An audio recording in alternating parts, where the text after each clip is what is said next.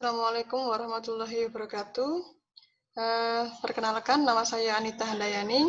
Pada pagi hari ini, saya ingin menyampaikan seminar hasil penelitian internal saya yang berjudul Analisis Struktur Modal Perusahaan Rokok di Indonesia. Alasan saya menggunakan topik ini adalah yang pertama, dilatar belakangi dengan adanya larangan ketat tentang peredaran rokok yang berkaitan dengan kesehatan, yaitu PP nomor 19 tahun 2003, kemudian ditambah dengan fatwa haram dari PP Muhammadiyah tentang rokok. Namun, ketika industri rokok yang ada di Indonesia ini dikelilingi oleh berbagai macam larangan yang berkaitan dengan rokok, bahkan ada yang mengharamkan rokok, namun pada tahun 2018, industri rokok ini mampu memberikan atau mampu menyumbang ke kas negara itu sebesar 153 triliun.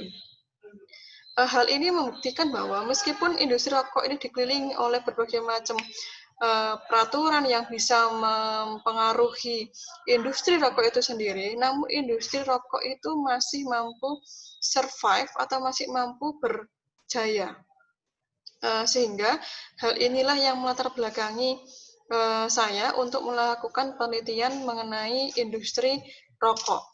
Di mana di dalam penelitian ini saya memilih 3 variabel, yaitu gross profit margin, kemudian current ratio, kemudian total asset turnover, dengan variabel independennya adalah debt to equity ratio.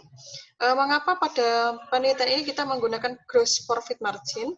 Karena pada kesempatan kali ini di dalam penelitian ini saya ingin mengetahui bahwa profitable dari perusahaan industri rokok itu sendiri apakah memiliki dampak terhadap hutangnya. Kemudian yang kedua berkaitan dengan current ratio, di mana ini berkaitan dengan aset lancar perusahaan, apakah ini juga memiliki dampak kepada debt to equity ratio perusahaan. Dan yang terakhir adalah berkaitan dengan perputaran aset yang ada dalam industri rokok ini, apakah dia memiliki dampak juga terhadap debt to equity ratio, di mana hal ini bisa harapannya dengan adanya penelitian ini bisa memberikan supporting hasil penelitian yang berkaitan dengan debt to equity ratio perusahaan industri rokok. Jadi dari segi fenomena yang ada industri rokok, meskipun industri rokok ini dikelilingi oleh berbagai macam aturan yang bisa mengurangi pendapatan industri rokok, namun pada tahun 2018 industri rokok tetap berjaya.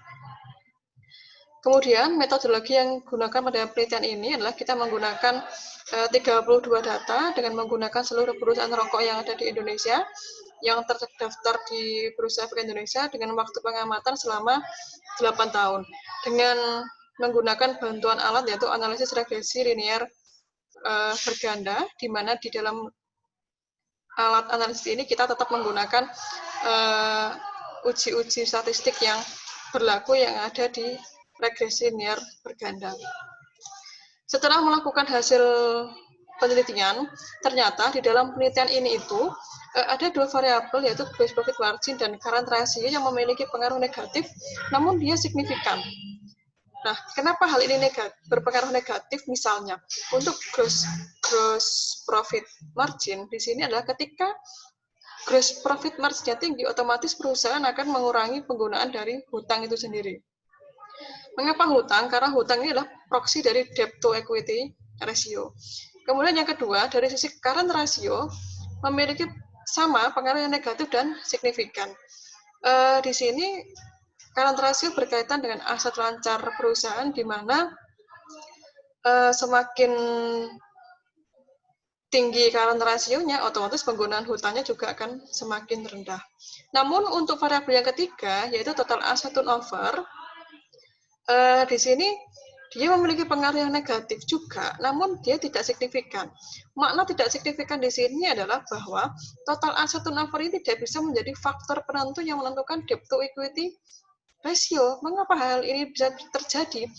Hal ini karena total asset turnover atau perputaran dari asetnya ini, meskipun kecil ataupun tinggi, tidak akan mempengaruhi penggunaan hutangnya.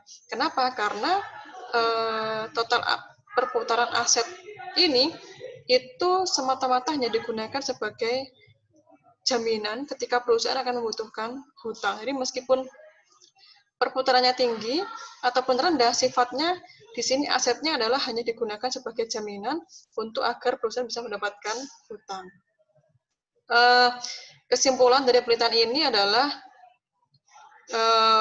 dari 3 variabel ini hanya 2 variabel yang memiliki pengaruh signifikan terhadap debt to equity ratio.